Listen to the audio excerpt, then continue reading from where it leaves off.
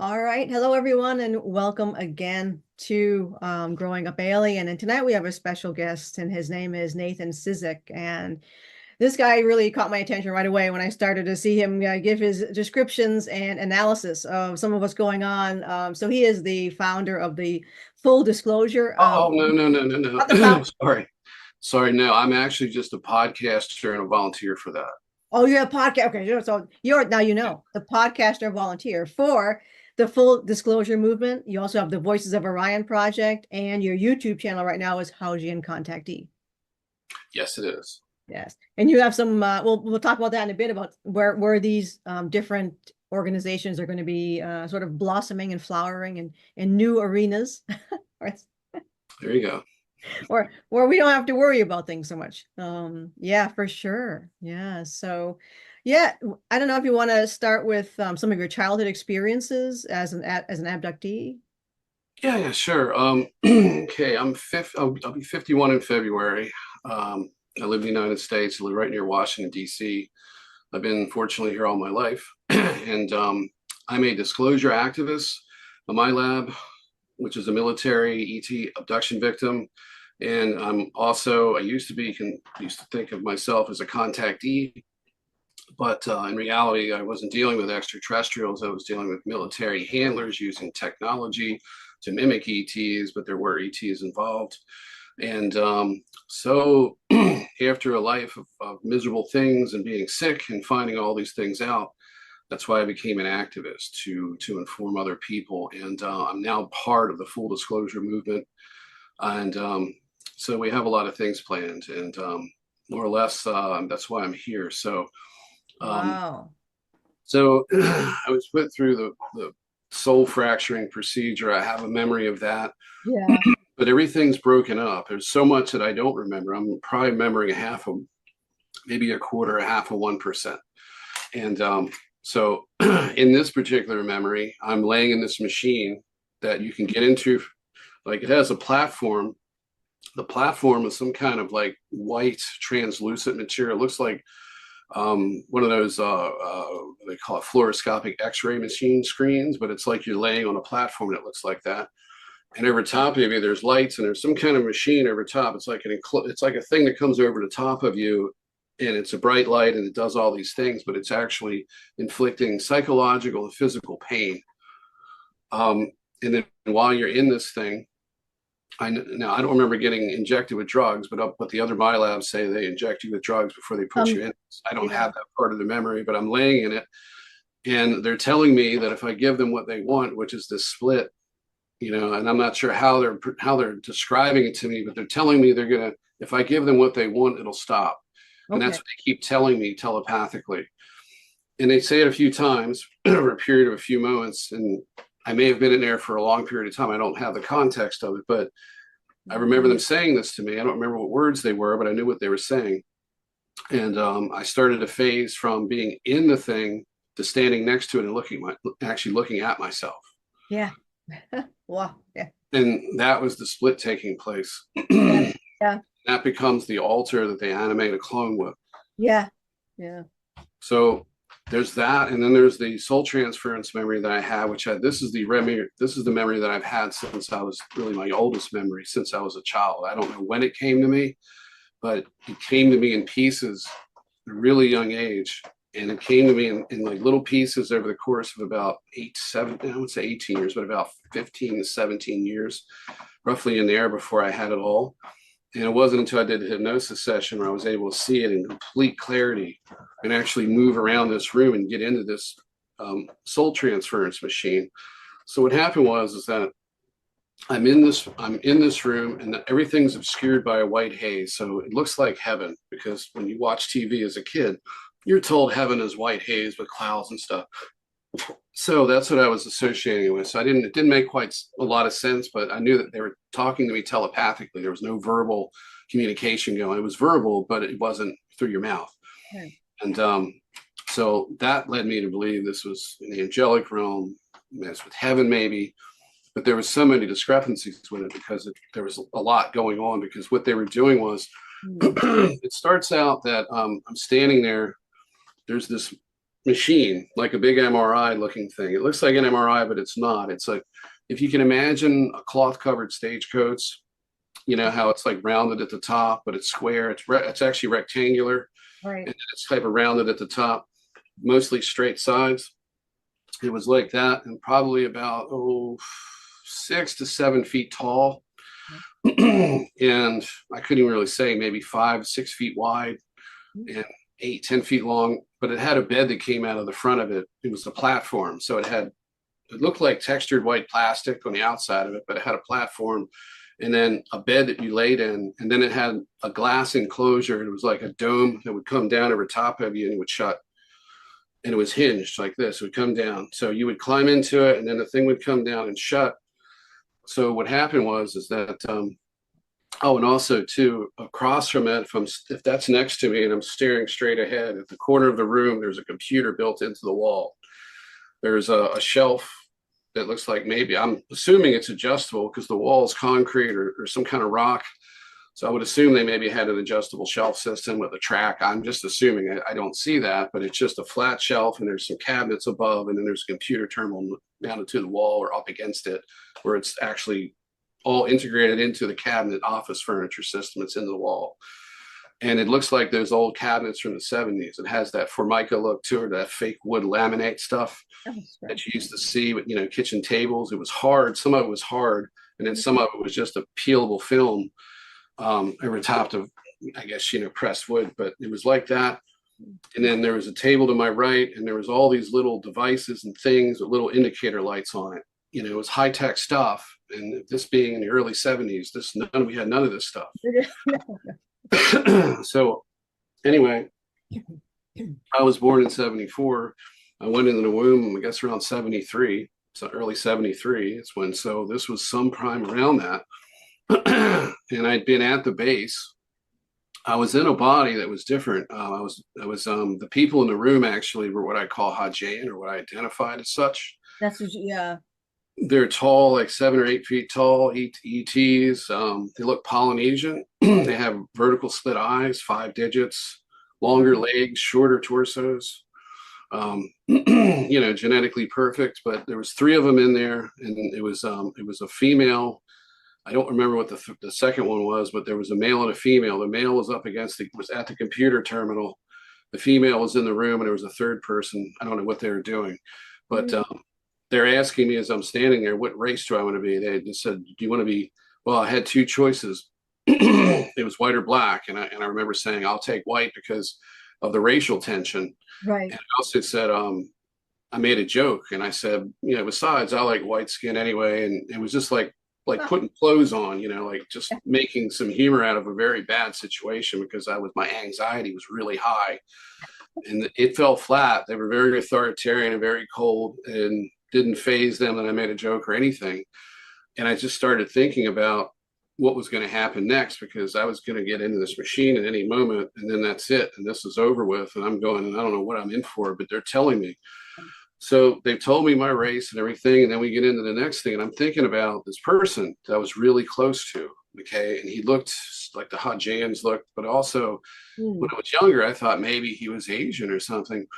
But now that I know, I don't think it was any of those things. I think it was Hispanic, because I had a trauma twin that was involved in this as well. And the thing is that, you know what? The chronology doesn't add up there. That's the odd thing. So this is a bit confusing. I'm assuming he's Ajay, but he might not be. But what it is that I met this person. So let me restart. I'm thinking about him, and I'm thinking about how close we are as a friend, right? Like really, really close. Didn't seem like there was anything other than an extremely close friendship when I remember this. And I remember where he was, and he was in a lifetime where he was in a wheelchair, and I saw him, and he was being pushed by his mother, and there was a couple of kids with her. And it was, they were in like a city like Chicago on a sidewalk, and there was big buildings around them. And he was really crippled up and just like this in the chair, like Stephen Hawking. Yeah, yeah. And I remembered, and I saw him there, and I thought about, because I was afraid they were going to make me visually impaired. That was what I was fearing the most. It was 2 things. It was visual impairment or mental impairment. And those were the two things that I kept protesting. And I said, that's just not going to work. And I kept saying, it's not going to work. It's not going to work. And finally, this woman was very authoritarian, came right at me and stood right in my face. And I couldn't see her face because they obfuscated the memory. They literally put black rectangle over her eyes and a black square over her mouth. And the others had a total shading when I looked at them. So this was an overt, like, yeah, we're covering up this face because there's like literally a black square. It's like, it's like black marker across when you do a FOIA request. Yeah, yeah, yeah. Oh, wow. So all these things were like, I carried these mysteries from, my childhood, it's like, why would it be covered up? Yeah. So that fit into the ET side of it when they portrayed herself as that. But yeah. So they said this to me, and then I thought about this person, how close we were, and I didn't want to wind up like him. So then they told me then they said, you got to get into this thing. So I got into it, it shut, and they were I was laying in it with my head was now facing the wall where the computer terminal was. My feet are facing the whole structure of the machine, and I'm in this thing, and it's filling up full of light. And to my left, there's at least 3 people standing there communicating with me telepathically. I don't remember what they said. When I was a kid, I remembered bits and pieces of it. Now, what's interesting too is that about late teens, I started having flashbacks of this. I remember where I was when I had the first set, the first ones. I was in the same park that I got abducted in, but on the other side in a field. And so I'm standing in the middle of this field, and I was with some friends earlier, and I think I was by myself at this point. And all of a sudden, it just hit me. And I just remember thinking, oh, that's what that was. And the haze was a lot less now. And I could see that it was a medical setting. It wasn't heaven. But I didn't understand why it looked like that. And I saw more. I remembered more of the events that happened. What was interesting, it wasn't just like random pieces.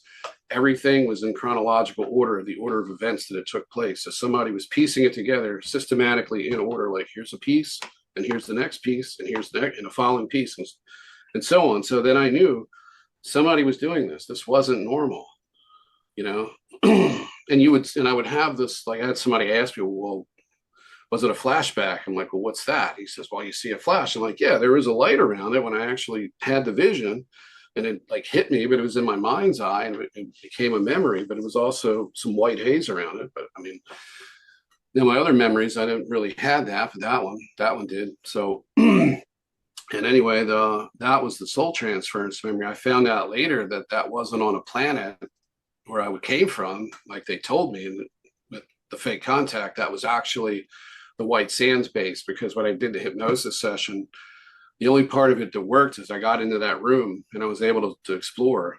And then I was told to leave the room and go out into the hallway because we were visualizing an office building. And in this hallway, there was doors, and each door was a potential trigger for a memory. And I would go through the door. So I was told to exit this room. But I was thinking to myself, I'm going back to that hallway. And when I stepped through that door, I was in White Sands in the base from the memories in the dream. And that's when I said, and I felt the emotion of being there, which was like, I felt like I was in prison, more or less. And it was just despair. It was dread. It was just unhappiness.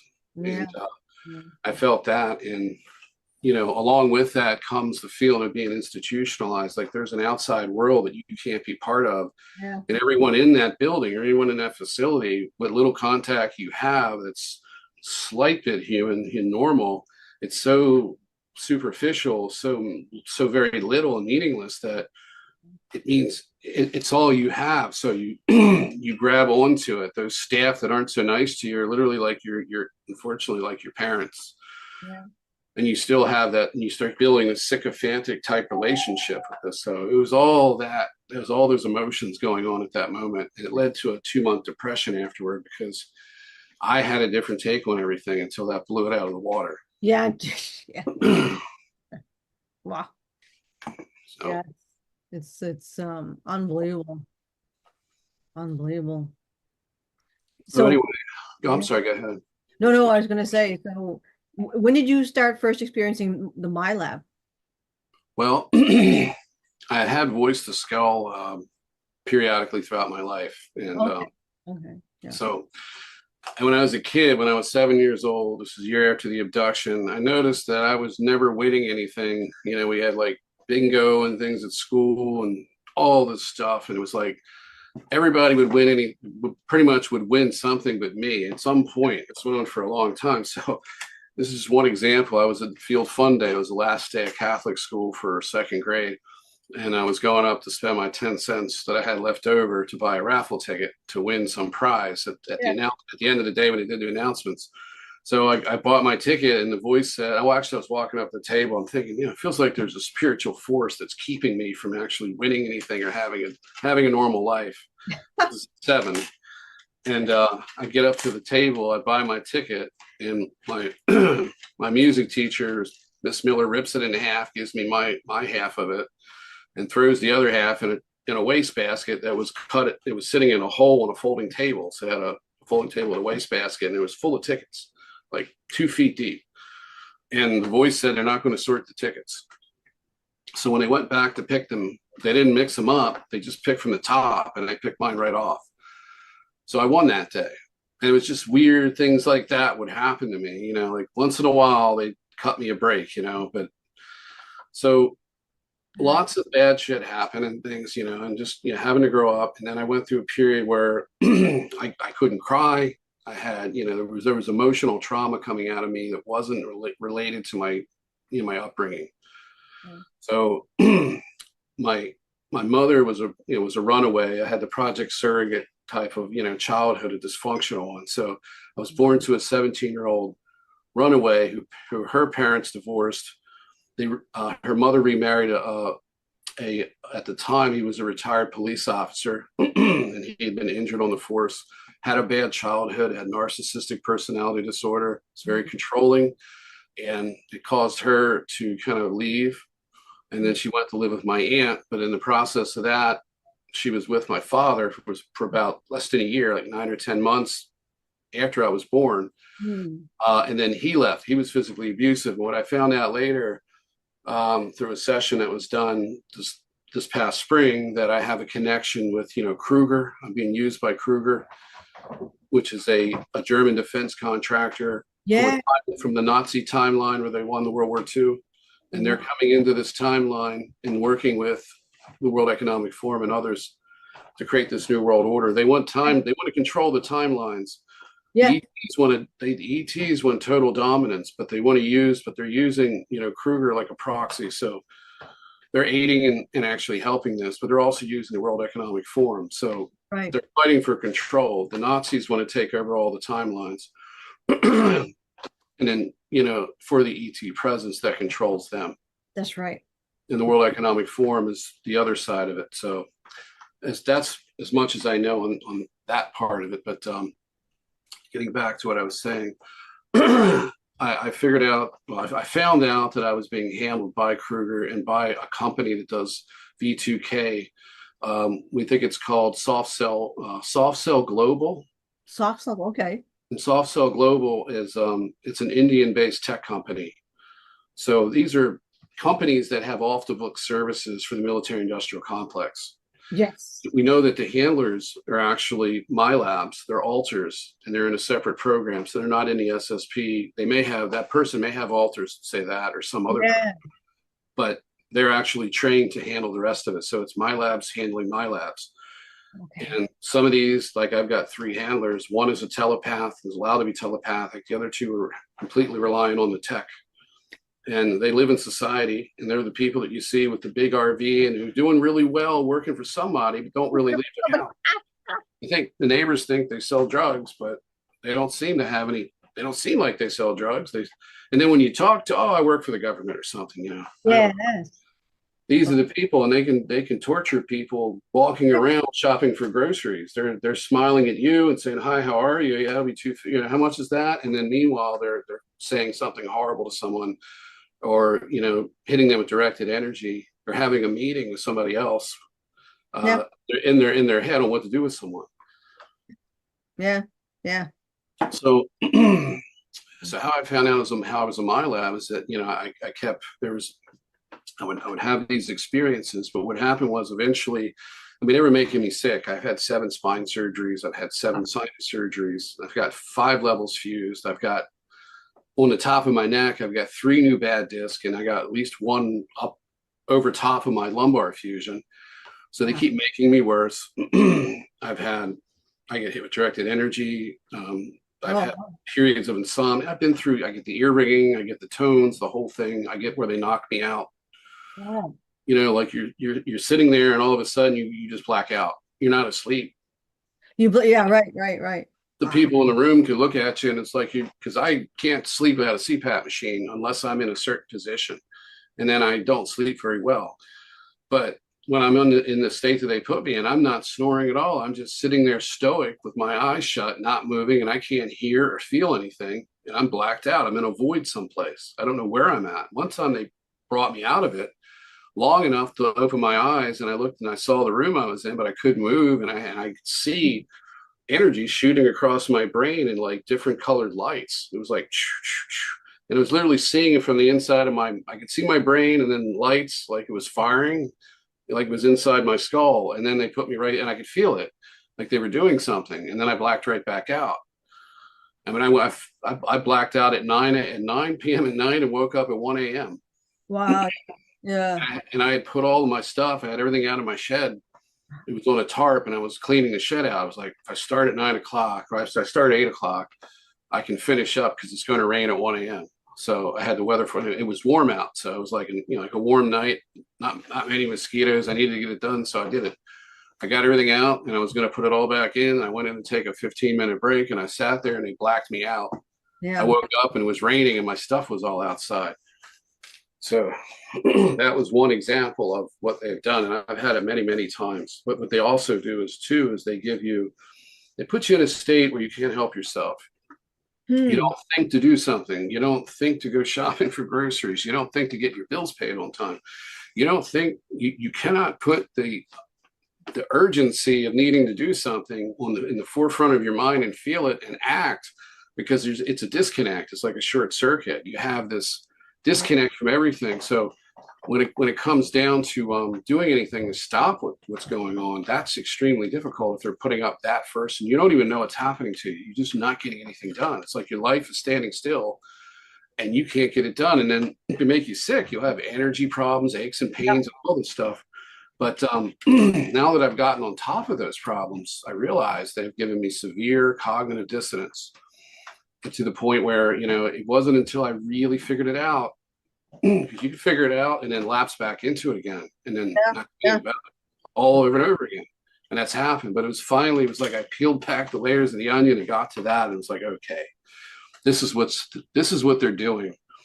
And so that's just been 2 days ago. So I've been really focusing on that because that's the heart of this. If I can beat that, I can overcome the rest of this, because other than what the overall physical damage is, like I've got a lot of pain and problems I got to deal with, but I'm not going to let them get in my head anymore. And that's been the strategy, is breaking away from this mind control. So to get back into the really heart of this discussion, if you wanted to talk about these virtual temple complexes, how they're being used to, divide the community and brainwash people and just put out dangerous belief systems.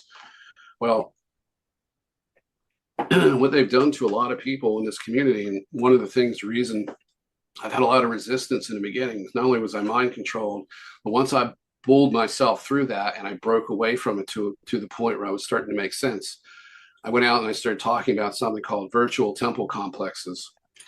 And this is a term that I coined. And thankfully now it's starting to get out into the lexicon of the community at large, because this has been a very effective tool for, dividing people. So what is it? It goes back to ancient times. It goes back to, we'll just use Egypt as a good example. Yeah.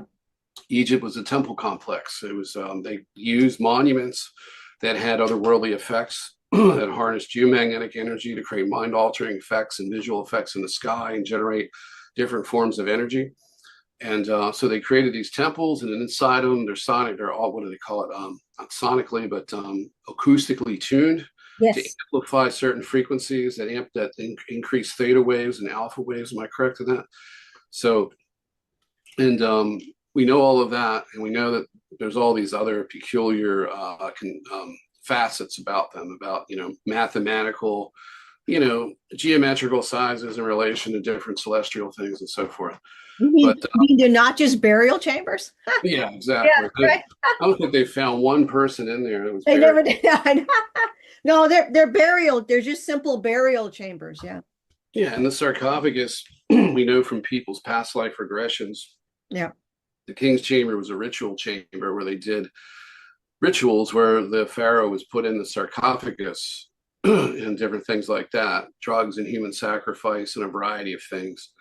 So, but that would be a temple complex. And what they've done is they've created virtual ones. So in the beginning, we had cults. We had, the all the different mystery schools, and then we had a new age movement and all these crazy religions that have kind of spawned out of nowhere. Yeah. Not just the big three and so forth, but what I found was, and this is, people are going to get upset when I hear this, that I found that the new age movement and the modern occult belief systems and, cults out there are actually being engineered and managed by the military industrial complex using remote mind control and extraterrestrial technology. And they're working in collusion, not just with ETs, but the ETs have the ability to trap parasitic spiritual beings and then use them as well on top of all this stuff. So you may be talking to a demon or succubus, but in fact, it's real. It isn't necessarily tech. They can mimic it with tech, but they can also control the actual beings with tech.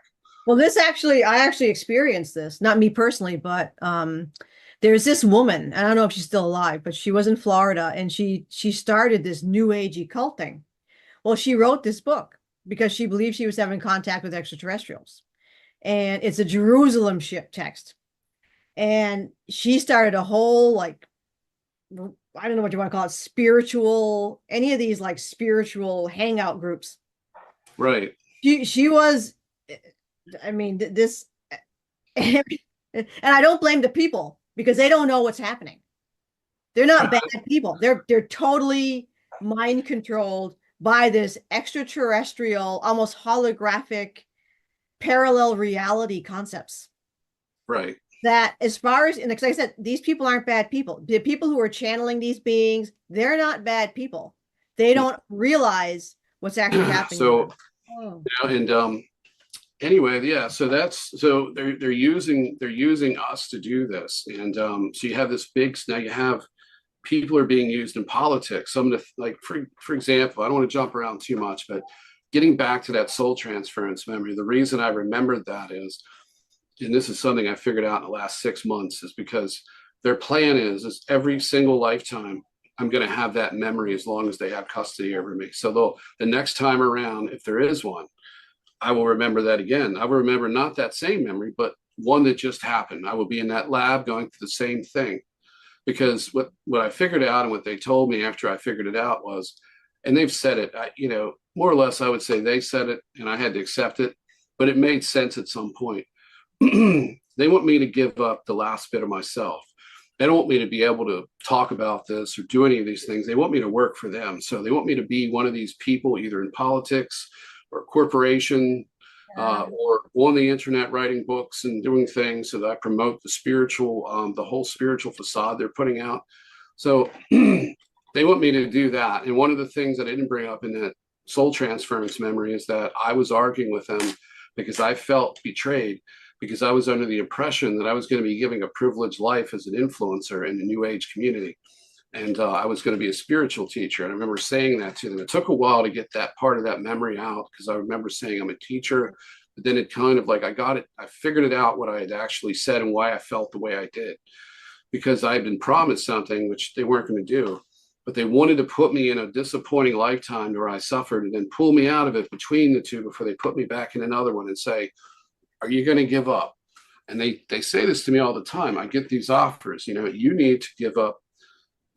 What they said to me, and this is the last one, they said, if you we'd like you to let the altars that we control take you over, and we'll give you the memories you want and your life will get better.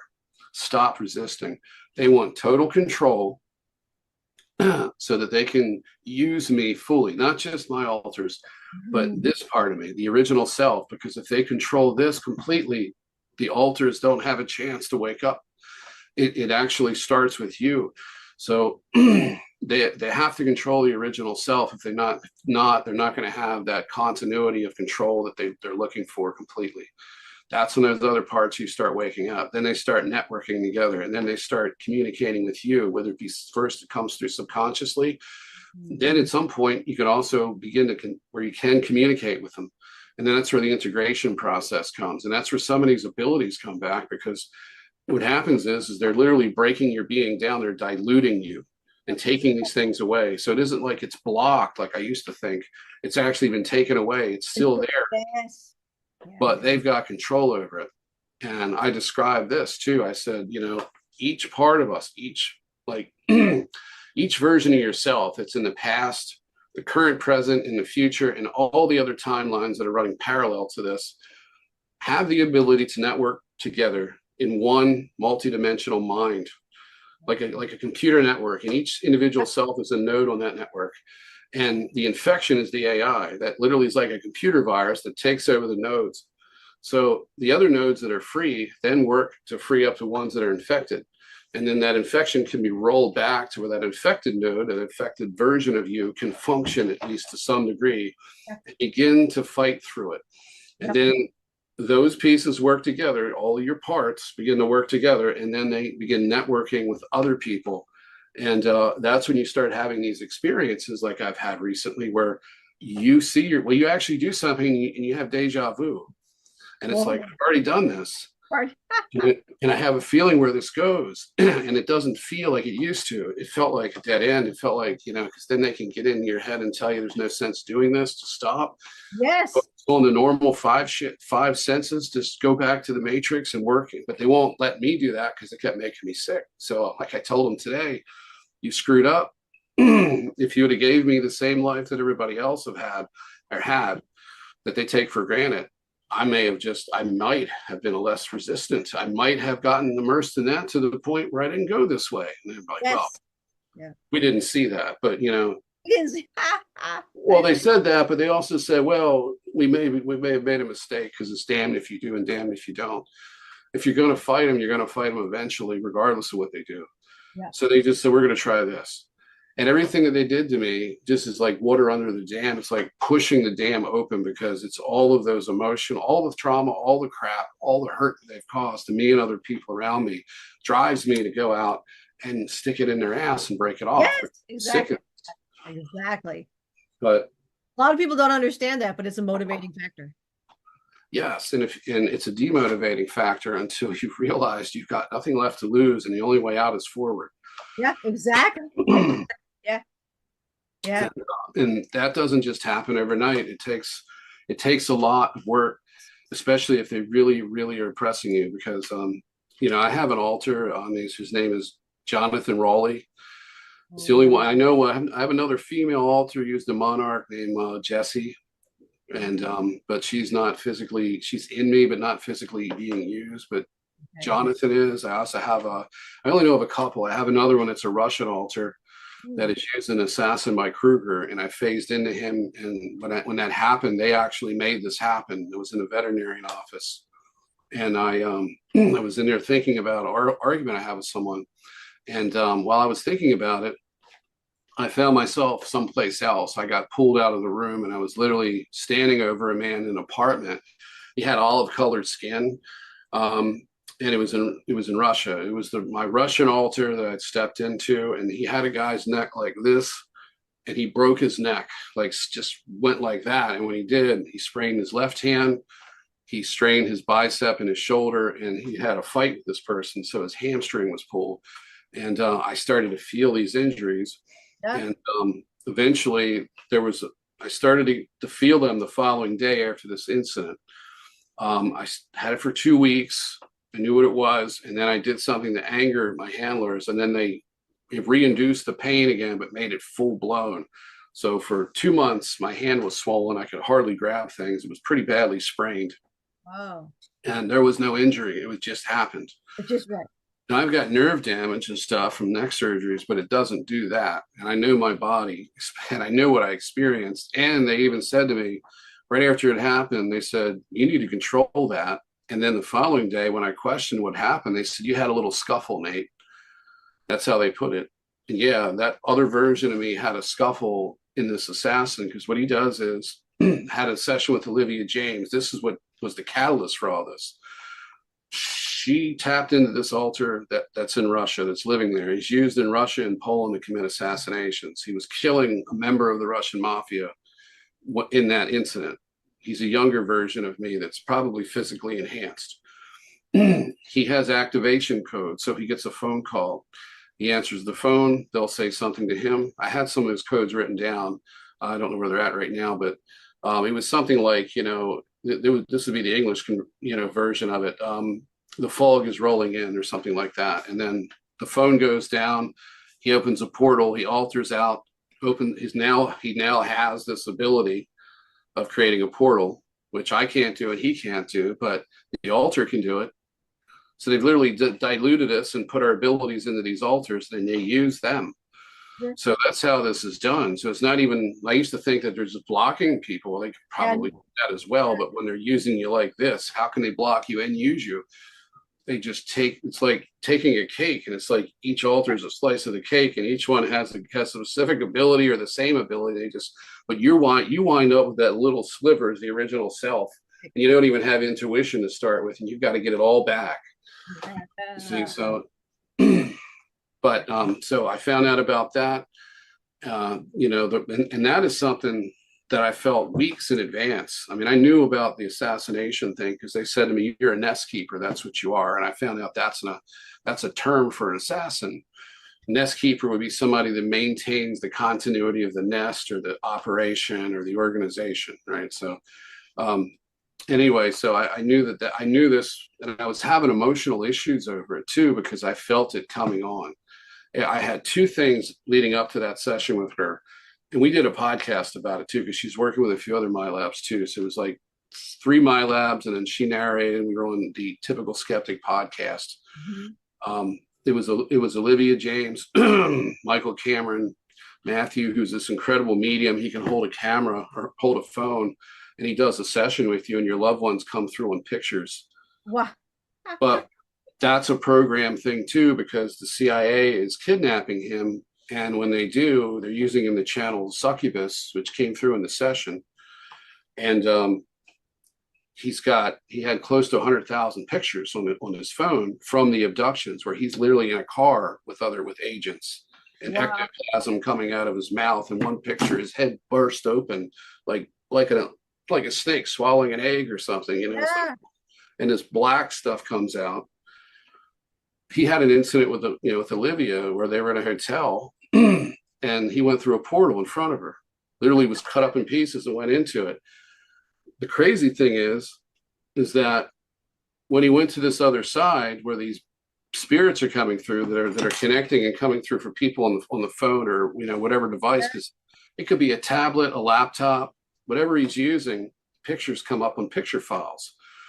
So when he looks at the pictures, he told me that they were knocking him out, making him tired, making him just kind of listless, where he'd forget what he was doing and get zoned out in the middle of it. So they made it difficult. But when he got to in this room, and I really, some people don't like when I talk about their stories, but this is Matthew's story, so he probably is okay with it.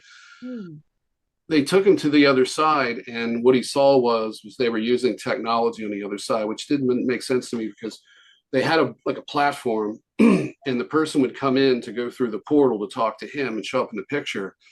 But they would lay down on this thing, and he said something like a golden ring, I think, would come over their body, and it would break them up in segments. So like pieces of the person would start floating through the portal as the ring came over and cut, and made it literally like it was like a guillotine cutting their soul and sending like a series of packets. Yes, like you would transmit, computer binary code, in a sense, was going through this portal and reconstituting on the other side. So they wanted to show them that. And to me, and when I've talked about this with Matthew, to me that seems like there's some technological construct that's keeping souls control of them. Sure. Some of these pictures, I mean, they're crazy, because some of these pictures, you'll have like a person coming through a portal. It's all fuzzy and very distorted, but you'll see horned beings with like horns about this tall, curved upward like a demon, grabbing the person by their shoulder while spirit guides are watching this happen. He's got a picture like that. Wow. It looks to me like what they're doing is this is basically a soul farm prison system with different nested layers, and they've got these portals, and they're, the military industrial complex is using their assets to access layers of this prison system. They're Sure. using CERN to possibly break someone out of a layer of it. And it's all, and we don't even know the half of this stuff, but there's another aspect of this too. It's like, how are they creating this matrix? Okay.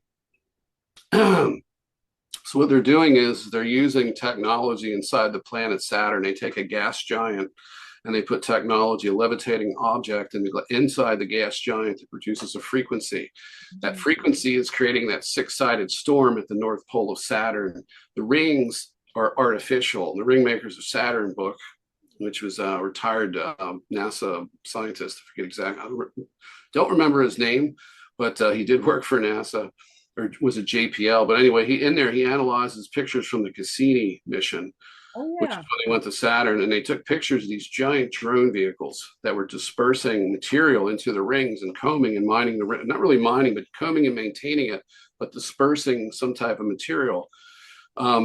Other people have suggested this is a crystalline material that acts as a reflective type of material. So in other words, what you have is a giant satellite broadcasting dish. It looks like a dish. You have the rings, the reflector, you have the generator in the center, which is creating the storm. Frequency, sound, whatever frequency can create geometric patterns.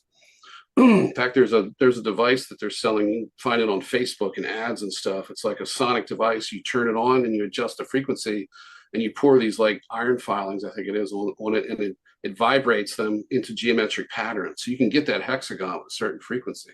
Sure. And you can adjust it. It'll change into different patterns like instantly. Everything just reconfigures. It's really, really cool. Anyway, and that's an experiment. Those are experiments that go back several decades when they figured that out. And now they have like a commercially available device for people who are really into stuff like that. Yeah. So yeah, that's what's happening. And it's basically broadcasting a signal that drowns out our senses, our psychic senses, limiting us to 5 senses.